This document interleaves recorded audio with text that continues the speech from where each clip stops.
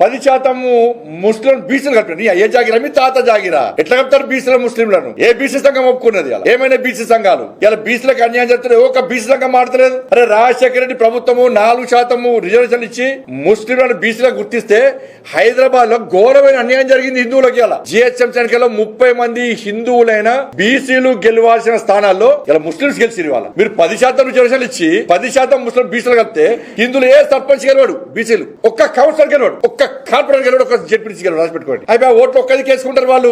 హిందువుల బత్యం తెలంగాణ రాష్ట్రంలో విచ్చబత్ హిందువులది అడకదిరా మిమ్మల్ని ఏమన్నా ఎంఐ పార్టీ ఒత్తిడికి తలొక్కియాలా? హిందువుల మనోభావాలు దెబ్బతీసి ఏందన్న జాతి, అరే మేము బొట్టు పెట్టుకుంటాం, మాకు గోత్రం ఉంటది, జన్మనామం ఉంటది, జన్మ నక్షత్రం ఉంటది, మేము ముల్దారం కట్టుకుంటాం, మా జాతిది.